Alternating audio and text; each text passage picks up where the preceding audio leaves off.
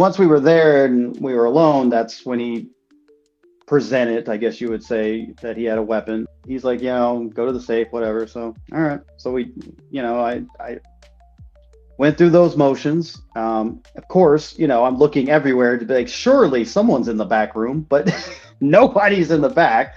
But yeah, so, I just kind of went through the motions, and then he bolted, and I just stayed in the office until I heard the fire alarm going off, which at that point I knew he went out the back door. A strict religious upbringing, government secrets, being held at gunpoint, and, ultimately, a quest for truth. All that and more on today's episode of The Glorious Beard.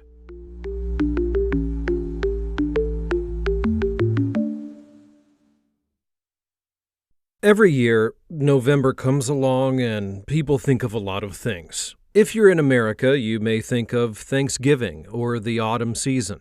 Every November in Latin America and in Catholic countries like Spain, they celebrate All Saints' Day.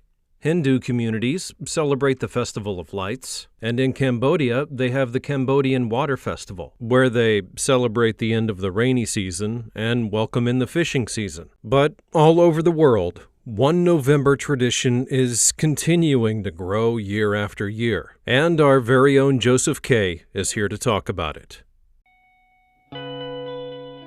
November. Crisp air, beautiful colors, lots and lots of rain, and perhaps more important for our purposes here at the Glorious Beard, there is a recent tradition that goes back about 15 years, No Shave November.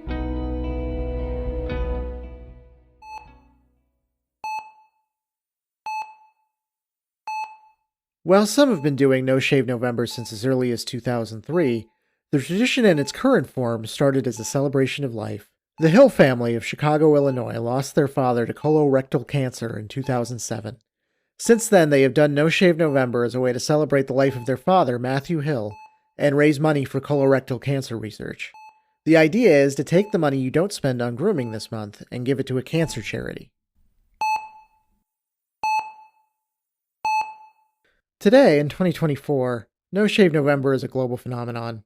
All across the world, people do No Shave November to challenge ourselves and as a reminder that we only live once. But more important, people across the globe do this to honor heroes like Matthew Hill. And we here at the Glorious Beard want to honor the memory of those that have died from cancer by forgetting about the shaving this month and having a look at some men who grew some truly glorious beards throughout history. Because letting that beard grow is sometimes for the greater good. My name is Joseph K., and this month we're looking at heroes with beards for No Shave November.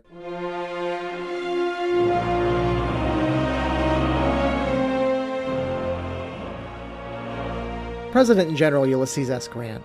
Grant was born in 1822 in a small Ohio town as Hiram Ulysses Grant, but his name was accidentally changed to Ulysses S. Grant when he enrolled at West Point Academy. He was the commanding general for the United States during its Civil War, and while Lincoln may have led the United States through that conflict, Grant was the man doing much of the dirty work on the ground. In his lifetime, Grant was also the first president who grew a full beard, beating Lincoln to it, who only made his beard full in 1861.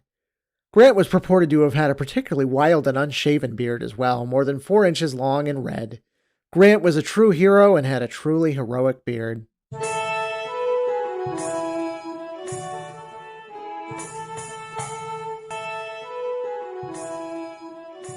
Leonardo da Vinci, the original Renaissance man. Da Vinci, born just outside Florence, Italy in April 1452, was the ultimate inventor, artist, sculptor, and did just about everything else, too. He was a man truly ahead of his time, and he had a beard that was truly wild. It was believed to be all the way over his chest and is often painted as long and curly. Da Vinci's beard serves as an epic metaphor for the man. His beard was as long and busy as he was, the perfect beard for the face that did it all.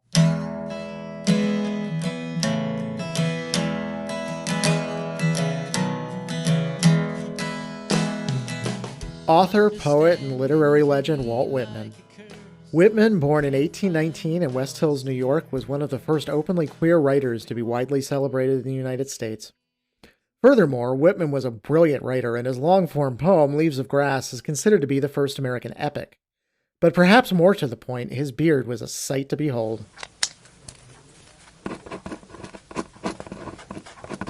His beard, photographed in his old age, was long, being nearly all the way to his waist, smooth and straight. Unlike Grant and Da Vinci, Whitman usually kept his beard well groomed.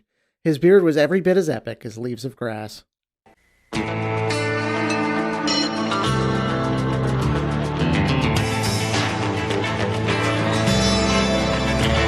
the eyes of a ranger, the unsuspecting stranger had better know the truth of wrong from right.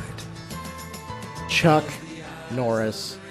Norris, born Carlos Ray Norris in 1940 in Oklahoma. Chuck Norris is a name that defined my teen years. While he may not be a traditional historical hero, Norris meant a lot to me. He was Walker, but more important, he was simply Chuck. There was rarely a time when a Chuck Norris joke wasn't appropriate in those years. And Chuck had the perfect sense of humor about it, going out of his way to embrace the joke. There are no steroids in baseball, only players Chuck Norris has breathed on. But Chuck also had the perfect beard. It was perfectly manicured, it was stylish, it was full. Everything about that beard screamed glorious. He never had a bad beard, and there's rarely a time when a Chuck Norris beard didn't tell us nearly everything we needed to know about the myth. So when you're out and about this No Shave November, remember who we honor along the way. Every beard has a story, and don't forget just how critical some with beards were to history. And please, when you're not shaving this November, try to put that money you don't spend grooming this month toward a good cause.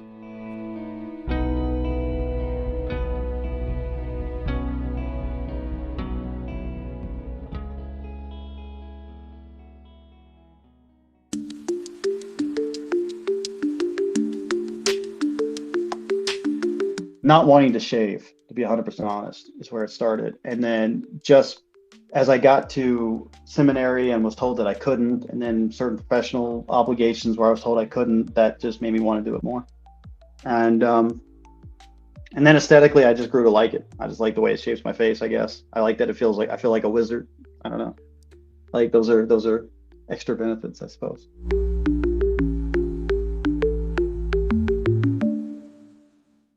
Growing up, we all dream of something bigger that's out there. Whether it be the world as we see it through television and movies, the open road, or even just a summer trip to Grandma and Grandpa's house, which is a handful of hours away from our own. The innate human nature of wanting to explore is something that we can't shake. As civilizations migrated across the world from the beginning of time, we have always searched. And for what? Other people? A place to belong? To start over? To become someone, perhaps? James Timberlake spent much of his life exploring. Born and bred in a small, tight-knit town outside of Richmond, Virginia, every year he and his family hit up the same vacation spots, maintaining a consistent tradition that continued through high school, and as he grew older, his exposure to the outside world expanded. As you're going to learn today, his journey in life was practically self-made. The things he experienced to get where he is, coupled with his wanderlust, made him into who he is. And as he explained when we spoke, he knew that feeling was always there.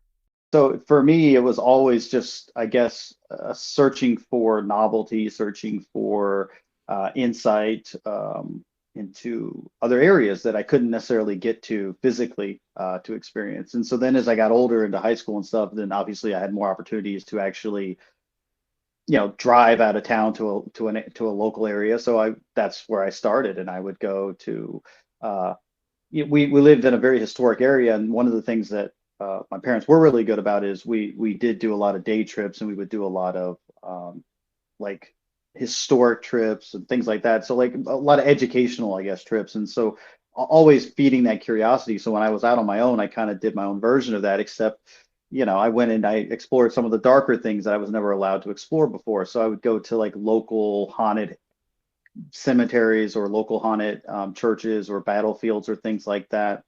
And again, in Virginia, there's no shortage of haunted anythings, really anywhere on the East Coast, especially the northern side. James grew up in a conservative household in the Bible Belt, and as such, the restrictions that were placed on him through his family's belief system and religious expectations meant that much of his younger life was spent simply wondering. wondering what else was out there aside from his life of family trips and restricted entertainment and Sunday sermons. Once he was able to get out on his own and experience life in an organic way, he began collecting a lot of stories. However, James also faced a good amount of opposition for the stories he wanted to tell. This led to an ongoing questioning and search for how the world really works. And also coming from the church background, I don't know how many people resonate with this, but there's almost like it's almost got its own subcultures, and some of them are more conspiratorial and some of them are more esoteric and some of them are kind of more occult. So there's like these funny layers that if you want to, you can go explore, and they all have fascinating stories of adventure and misadventure. And so a lot of my youth was just chasing those down and collecting them for my own use, as well as for exposing them, like sharing them with other people. Like, hey, have you seen this? Have you heard of this? And that became insightful because I quickly learned a lot of people didn't like hearing stories from outside their own perspective and worldview, and I thought that was interesting. So like, so it's like, there's a lot of just learning that the people that I grew up with didn't necessarily represent everyone in the world. And so, going off into college, I'll stop there. That was kind of what I was searching for. So I think the majority of my youth was just spent figuring out that the world that I grew up in is not reflective of the real world, and not necessarily were all the beliefs either. And I don't mean that just spiritually or religiously or whatever. I mean that just as far as like how the world works, how money works, how business works, how countries work, how, morality and all of that. And so I think it just opened up in me this search for perspective and other perspectives. Just been chasing it ever since. James grew up Southern Baptist, but he had moved to a fundamentalist independent church by the time he got to high school. Coming out of college, he leaned more towards more modern and denominationalist types of Christian church while still practicing the Christian faith. Given his religious and spiritual background, it only made sense that he would end up going through a certain kind of resistance between what was expected of him and how he really saw things, and that would leave a deep impact on his life. It was challenging. It's like life, right? It was like anything else that is a transformation. It was hard, it was edifying, it was scary, but it was rewarding. It was, it was the ups and downs of anything else. I never felt like, I don't know. It feels more like a label that other people have, and I understand why we use it, to be fair, but to me, it never felt like a deconstruction. Like people started to I guess the harder part was really just dealing with the expectations of the outside world while I was having what I considered to be a genuine search for a relationship with the divine as I knew it. And as I was taught to understand it at the time, right? And to me, I was doing everything that I was told I was supposed to do, and I felt I was being led by this spiritual guidance that I was told was very personal and would speak to my heart. So that's what I followed. James struggled with strong opposition to his questions about religious teachings, and he had hoped to find his answers at seminary. However, once he got there, he realized that the focus was a lot less on developing the student's spiritual life and studying the Bible, and more on manipulation and presentation. He was also troubled by the deliberate avoidance of certain verses and minutiae in what he saw as a way for others to prevent confusion. At one point, he even faced near expulsion. After graduation, he was shocked to find that many of his peers, despite lacking any kind of true belief, were actually pursuing church positions for financial gain. This led him to study psychology and business, resulting in a critique that he penned titled Jesus Incorporated, about the commercialization of Christianity. Ultimately, he felt that he had not left his faith, but was simply distancing himself from the insincere aspects of organized religion. And the final straw was knowing from personal hand account that somewhere around 50% of the graduating class, my graduating class, not some generic, the people I graduated with, that I lived with for 4 years, I knew half of them didn't believe. but they were going to go spend a life teaching this to their flocks because granddaddy started the church, my dad built it, and I'm going to go run it. And, or, I got this cushy gig with I negotiated this salary, and then I'm going to get this bonus after 1 year, and we get the healthcare, and it comes with a patronage, right? So I don't have to pay for, so it was a business transaction all day. And so then, by the time I got to my second college experience, now I'm studying psychology and business, and I wrote my, I wrote my final paper. I turned it into it was called Jesus Incorporated, right? It was all about how Christianity had been turned into a business.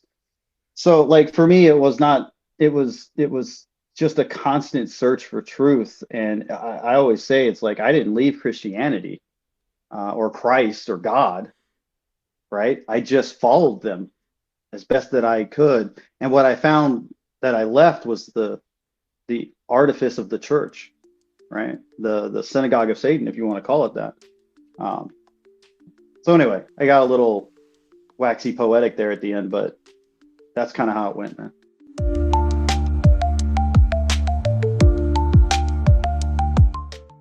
The search for truth. That's what many of us are after every single day. Whether it be for the answers to our existence, the reasons why things happen, or just what that unpronounceable ingredient in our yogurt is. We all seek the truth. And coming up, James has a life-changing experience that gets him closer to his goal. Stay tuned, we'll be right back.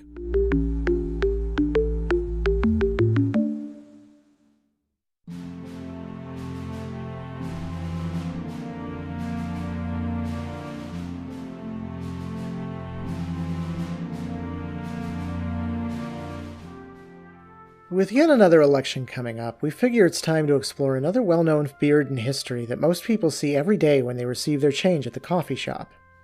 Upon further research, Abe Lincoln is actually one of only a handful of US presidents to sport facial hair, and no doubt takes the cake as the most iconic. However, would you believe me if I told you that if it wasn't for a letter from an 11-year-old girl, this iconic symbol might not have ever existed? In the year 1860, a sweet young girl by the name of Grace Bedell took the initiative to write a letter to the soon-to-be U.S. president. New York, Westfield, Chautauqua County, October 15th, 1860. Dear Sir, my father has just home from the fair and brought home your picture and Mr. Hamlin's. I am a little girl, only 11 years old, but want you should be President of the United States very much, so I hope you won't think me very bold to write to such a great man as you are. Have you any little girls about as large as I am? If so, give them my love, and tell her to write to me if you cannot answer this letter. I have got 4 brothers, and part of them will vote for you anyway, and if you will let your whiskers grow, I will try and get the rest of them to vote for you. You would look a great deal better. Your face is so thin. All the ladies like whiskers, and they would tease their husbands to vote for you, and then you would be president. My father is going to vote for you, and if I was a man, I would vote for you too, but I will try and get everyone to vote for you that I can. I think that rail fence round your picture makes it look very pretty.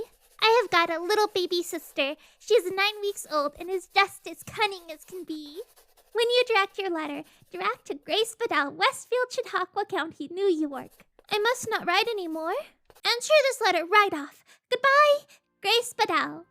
I didn't know a lot of people growing up who sent fan mail and actually received a letter in return. To this very day, I'm anxiously awaiting Debbie Ryan to respond to all my love letters from when I was 7. But funnily enough, Mr. Lincoln actually took a little time away from his campaign to send her a little something back. October 19th, 1860, Springfield, Illinois. Miss Grace Bedell, my dear little miss. Your very agreeable letter of the 15th is received. I regret the necessity of saying I have no daughters. I have 3 sons, one 17, one 9, and one 7 years of age. They, with their mother, constitute my whole family. As to the whiskers, having never worn any, do you not think people would call it a piece of silly affection if I were to begin it now? Your very sincere well-wisher, A. Lincoln. Though he didn't make any promises at the time, he did ultimately take the advice of the child and allow his whiskers to grow. By the time he had been inaugurated into the presidency and had made his journey to Washington, D.C., he had grown a full beard. However, he made a pit stop along the way in Westfield, New York to meet and thank Grace. To this very day, a statue depicting a meeting between Lincoln and Bedell is located in the center of the village of Westfield at the intersection of US 20 and New York 394. It shows Lincoln walking toward Grace, one hand outstretched, one carrying his signature top hat, and young Grace waiting eagerly with a sense of wonder.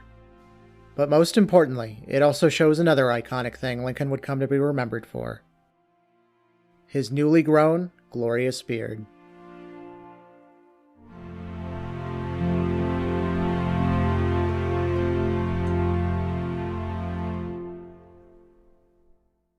If you're enjoying this episode of The Glorious Beard, be sure to rate it and give us a like or a follow or a comment or whatever it is that you can do from wherever you're listening. And if you have a compliment or a comment, you can email us at thegloriousbeardpod@gmail.com. Welcome back. Up to this point, James Timberlake had become resistant, jaded, even a little disillusioned with organized religion and the church. But soon, a unique opportunity would basically just fall into his lap, and being the resourceful and adventurous type, the one seeking for what else was out there, he would embrace this brand new challenge head on. This pathway began when he went looking for a gig at a Christian bookstore as part of a requirement for school. The building just so happened to be split between a Christian radio station, and once he told the receptionist that he was studying at the local Christian college and was interested in Bible smuggling, they hit it off big time. The manager took notice of it all, and he soon made James an offer he simply could not refuse. He saw potential, and he was like, he asked me, he goes, if I'd be interested in doing a part-time shift. I said, absolutely. And so, and I go, but can I get college credit? He goes, sure, I'll sign it. I said, done. I'll take it. You don't have to pay me. He goes, I'll pay you. I said, even better. And so, so it worked out. And so, but the deal was I had to go, I think it was 2 weeks. It was either 1 or 2 weeks. And he goes, and I'll know if you did it. And I said, okay. He goes, you need to, wherever you go, whether you're driving, whether you're walking down the street and calls, wherever, he goes, I want you to just go and talk without stopping. People are going to look at you. They're going to think you're insane, that you're talking to yourself, because we didn't have, headphones back then. So he was just like, it doesn't matter. You're going to be sitting at a stoplight and he goes, I just want you to just talk without stopping and try to go as long as you could go. So anyway, I did that and I came back in a week. He goes, you ready? I said, for what? He goes, to record your first show. I said, yeah, let's go. And he literally stood there for 30 minutes and watched me go through the whole program deck. And then as the things were playing in the background, like the automated stuff, then he would ask me questions. He'd give me critiques, that kind of shit. And so by the end of the 30 minutes, he's like, cool. All right, we'll be here Sunday. You're on your own. And that was it. Over time, James continued to slowly take on some smaller but still impactful responsibilities in his career path. As he was only making minimum wage for the radio gig, he obtained a second job at an office depot, where he began work as a sales clerk. One day, he was tasked with organizing the pen aisle, an infamously challenging and tedious job. However, he attacked the job full on and was able to make the aisle look perfect.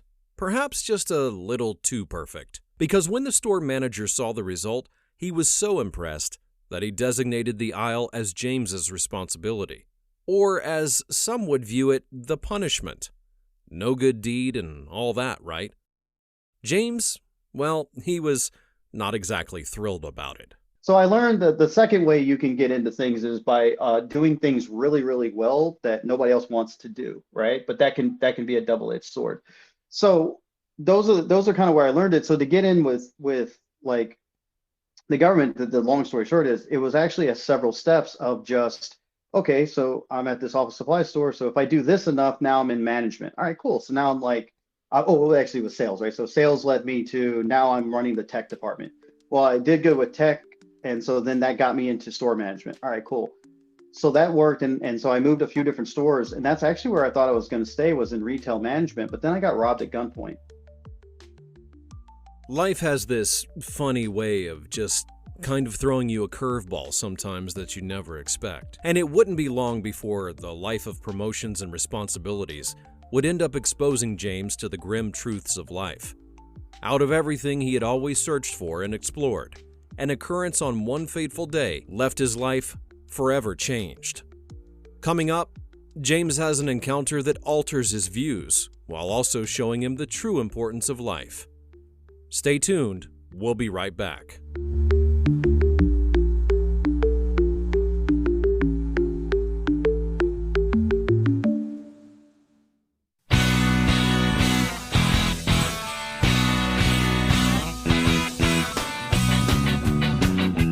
For decades, Tim Armstrong has been a defining figure of punk rock music.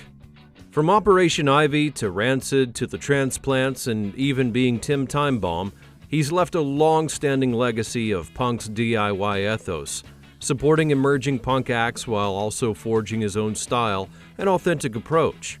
Known for his high energy and gravelly vocals, he's been part of some of punk rock's most influential songs.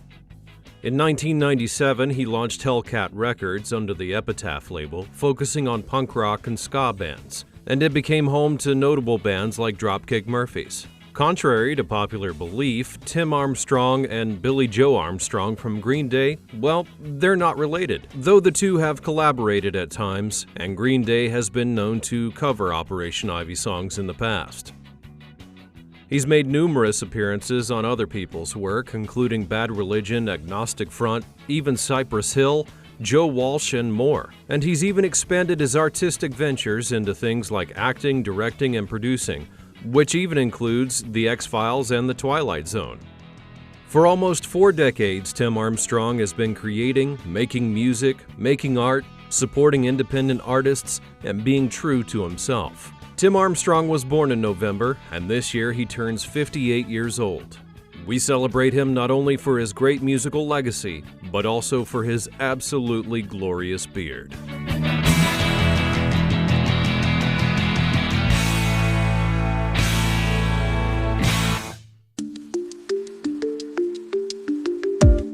Welcome back.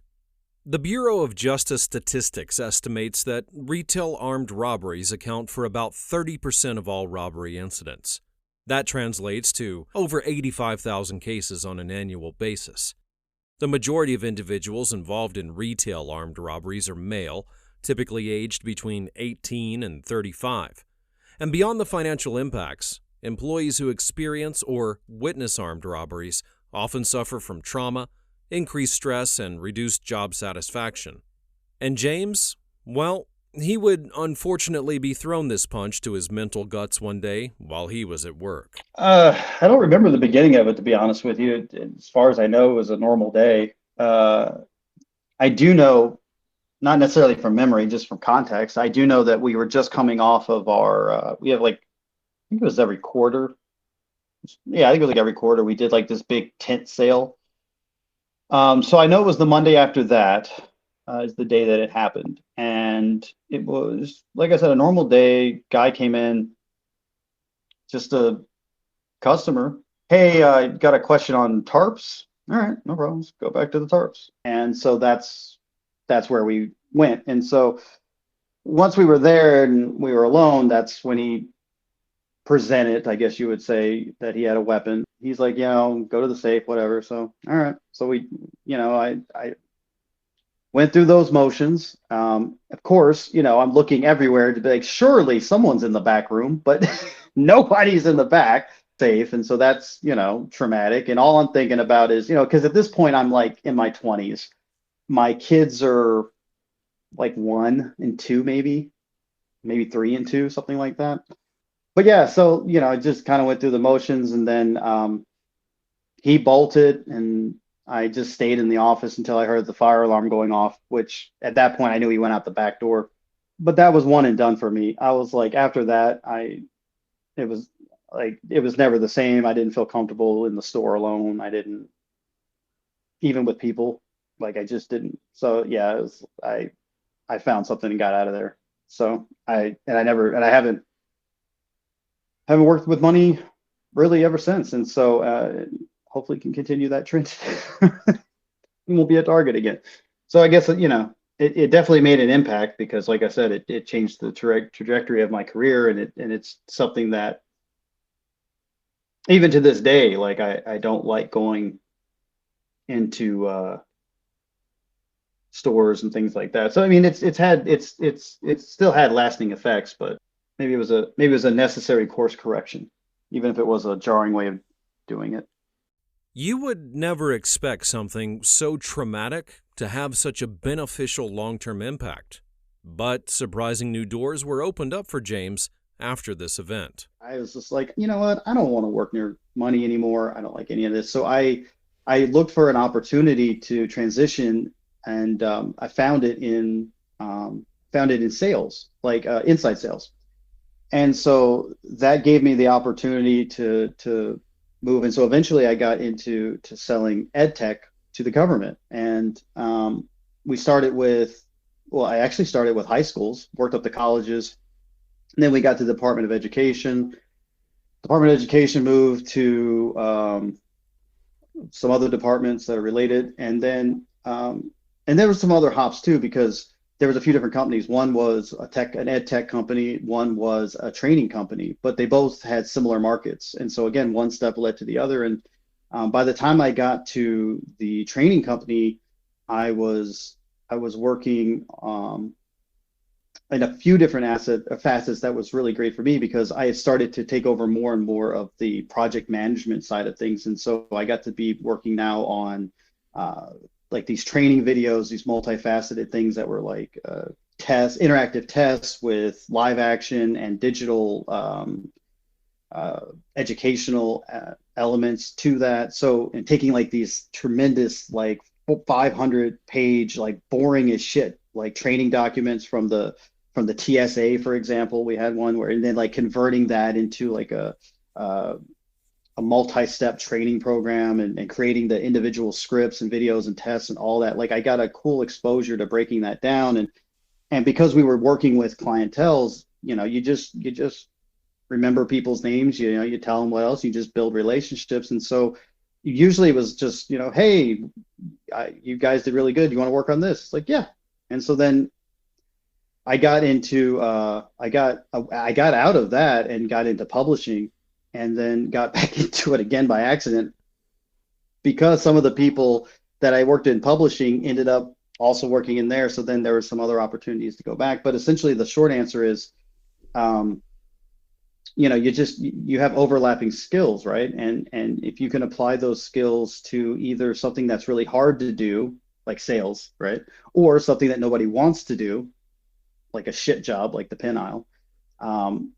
And then the thing that really was this third trifecta this is skipping ahead a little bit, but my what was it be now, 5 years ago or so, coming out of publishing, I ended up starting my own company, and ended up selling it. And so it bought me a few years of being able to kind of explore on my own. And so during that time, I found out the third thing you can do is you could also offer to work for free. And so that's how I got into the entertainment industry. Was I just started offering free P&A consulting because I had the time and I didn't need the money. And I had all this experience with like product and organizational development, marketing, team development, all this. And these are all things that are, again, they're skill sets that work really well as a producer, as a P&A consultant, and some of these roles. And so these are also very expensive roles generally. And so for me, not being in the guilds, I'm not locked in because I'm independent. I'm also not a professional with a bunch of credit. So like I was able to just come in and go, look, I just want to learn. Can I help? This is what I can do. I'm not going to charge anything. And then boom, now all of a sudden you're like getting all this access. And so had a similar opportunity to do a couple of those things with like Amazon and some other government things. While studying to get his next business degree, James struck a bond with an old military guy, hitting it off and helping each other out on more than a few occasions with their insights. This friend of his had a funky way of introducing himself, which is sure to stick in anybody's head. And the way he introduced himself was, he's like, hey, my name is so-and-so. Do you want to see my brain? And I'm like, obviously. And so he pulls out of his pocket of his jacket this little plastic container, and inside of it is literally a piece of skull, his skull. Underneath of it, there's still some like fragments, I guess, or whatever, like particles, I guess, of his brain. So that's how he can get away with the joke, right? But essentially it's his skull. And of course, in his actual head now is a steel plate.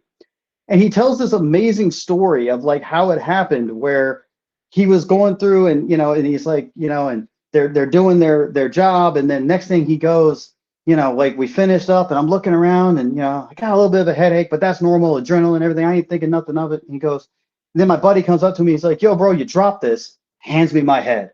And that's when I knew I had to save it. And so ever since, he's kept it in this fucking little container or whatever. And that's how he introduces himself. Every generation of people has a flashbulb memory. Most people claim to remember exactly where they were and what they were doing when Kennedy was shot, or when O.J. Simpson took off in the white Bronco, 9/11, or even the day that it was announced that bin Laden had been assassinated. The last of these certainly strikes a chord with James, as he had actually unknowingly received a serious hint about that event one day while in the classroom of all places. Again, just like most times, we were just sitting there in class, and then he's like, gets a text out of nowhere, and he's like, and I was like, everything all right? He's like, yeah, probably. So okay. And so we kind of, when he gets another text, he gets like a couple more throughout the class, and he, like, each time he's kind of doing that shit where he's just like, huh, like, well, dude, what? It's like, what's going on? He's like, just some of my friends are leaving, heading out. So, okay, so, some shit's going on. I got it. He's like, not those friends. So, what the fuck you mean? He goes, the other friends. And I go, where are they going? He goes, I don't know. But just, what I can tell you is you'll know on Sunday. I think it was Sunday, whatever day it was. I was like, all right, bro, whatever. And so it was whatever day it got announced. And I just texted him. I was like, oh, he's like, told you. If you talk to James for any short amount of time, it becomes clear that he has an easy time getting along with lots of different people. We all have those few people in our lives who we only knew for a very short time, but we'll never be able to forget them. And for James, he made it a bit of a personal mission in life to develop what I would like to call an elevator friendship. This is the concept of striking up a conversation with a person who you're only with for a very limited amount of time, even in the space of time of an elevator ride. In essence, you're forcing that person to think and feel and say things to you that maybe they normally wouldn't do, because they likely won't see you again, and it makes them have nothing to lose. This memory I hadn't thought about in a long time, but it was of my dad, and that's where I get it from, right? Is he was a truck driver, and so like he all day for 18 hours a day he was by himself. So every time we stopped to get gas, food, pick up papers, swap a load, it didn't matter. He would talk to everybody he could find. It didn't matter if they wanted to talk. And so I think a lot of it came from that. And then, I kind of gamified it and put my spin on it. The idea was if you can get somebody to laugh, then it means you've disarmed them, right? And so that means that you've gotten past their shell, and you can actually have a conversation with the real person at that point, right? You've gotten past their defenses if you can get them to laugh.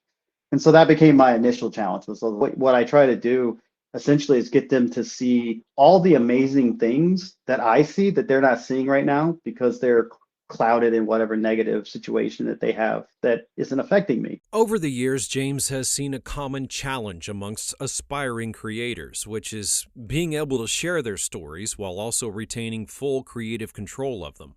This is something that we've seen happen in Hollywood with films like Solo, A Star Wars Story, or even Alien 3, being very different than what the creator had originally intended due to production difficulties or studio interference. To address this issue, he envisioned an alternative approach that would empower storytellers to maintain their artistic vision. By cultivating a collective community, he yearned to bridge the gap between studio limitations and independent entrepreneurship, creating an environment where creators could prosper and authentically bring their visions to life. Something that culminated in the creation of Story.io. We essentially take your story, and if you go through there's an incubator, an accelerator, and then there's a showcasing aspect. So there's three phases, and for those people that have an idea that can make it through there, the idea is we'll build the studio and the audience around you, and then we'll just set you up as your own chief storytelling officer. We know that that's what you want to do. You want to tell the story. You need a place to do it and an audience to tell it to. And so this is our way of kind of going into those communities and saying, let's find the talent within it and have you highlight those stories. But let's bring the professionalism, let's bring the industry standards, let's bring the technology that the big guys are using, and we can provide it to you using economies of scale, where now you can just come in and just own the story and not have to run the business by yourself, but not have to give up control. And so again, it's a third option. It's not for everybody, but for those that the goal is really about telling a particular story to a particular audience and being able to do that for the long term with people that you like and make a decent living doing it, that's we're a pathway to do that. James, well, he's as interesting looking as he is to talk to. His appearance is a mixture that lands somewhere between comic book aficionado and the lead singer of ZZ Top impersonator. His beard is long and full, and it's really striking upon first glance. That, combined with his casual look, his distinctive glasses, and his personable attitude that carries a blending of optimism and equal skepticism, stands out in any crowd. And when I asked him how he decided to start his beard, his answer was like many of us who have one. Not wanting to shave, to be 100% honest, is where it started. And then just as I got to seminary and was told that I couldn't, and then certain professional obligations where I was told I couldn't, that just made me want to do it more. And then aesthetically, I just grew to like it. I just like the way it shapes my face, I guess. I like that it feels like I feel like a wizard. I don't know. Like those are extra benefits, I suppose. So I don't know what the technical term would be, but I liken it to like whatever the like the gray Jedi idea, like whatever that is in wizardry, I guess. Or the gray wizard, is that a thing? I like a little bit of left and right hand, I guess, light and dark. I think they pair well. This is probably about where I'm going to keep it now. So I don't know how long this is. I don't know if you guys could tell me. So it's down there at its longest point. So, but whatever this is, so I guess top of my chest or whatever. And that's probably where I'll keep it. The longest it's ever been was about halfway. So whatever this is, maybe about 8 inches, but it was also just as wide. So now that was too much. So my wife vetoed that, no more caveman. So now I try to keep it, this is as close to it as she'll let me get. So that's where I'm at with it. James Timberlake has a truly glorious beard. He's the president of storytelling at story.io, where they're passionate about bringing unique voices and narratives to life. So, if you have a story that needs to be told, reach out to them on their website at story.io. That's STORIE.io.